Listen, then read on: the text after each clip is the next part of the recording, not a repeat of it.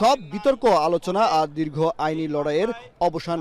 অবশেষে স্বস্তির নিঃশ্বাস ফেললেন ক্রিকেটার নাসির হোসেন ও তার স্ত্রী তামিমা সুলতানা তাম্মি।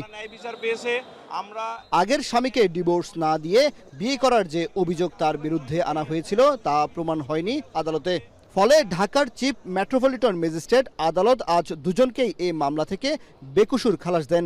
ক্রিকেটার নাসির হোসেনের বিরুদ্ধে আনিত বেবিচার ও প্রলুব্ধ করার অভিযোগ প্রমাণিত হয়নি এবং নিরঙ্কুশভাবে তারা প্রমাণিত হয়নি জন্য খালাস দিয়েছেন।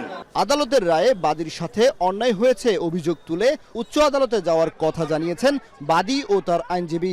নোভা এলইডি টিভি, ঝকঝকে ছবি, নিখুঁত শব্দ, 5 বছরের ওয়ারেন্টি। নোভা মানি সঠিক মান, নিশ্চিত সেবা। আমি মনে করি অপরাধীদেরকে ছেড়ে দেওয়া বাদীর সাথে অন্যায় করার শামিল।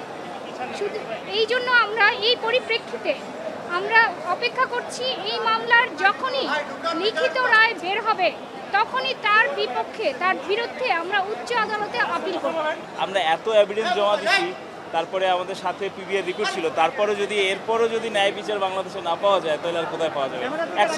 অ্যাকচুয়ালি টাকা যার আছে, ক্ষমতা যার আছে, পাওয়ার যার আছে, তারই বিচার আছে। 2021 সালে বিশ্ব ভালোবাসা দিবসে জমকালো আয়োজনে তামিমা তাম্মিকে বিয়ে করেন নাসির। এর পরপরই তামিমার সাবেক স্বামী রাকিব হাসান দাবি করেন তাকে ডিভোর্স না দিয়েই নাসিরকে বিয়ে করেছেন তামিমা। পরে বিষয়টি আদালত পর্যন্ত গড়ায়। কামরুল হাসান জনি, এখন, ঢাকা।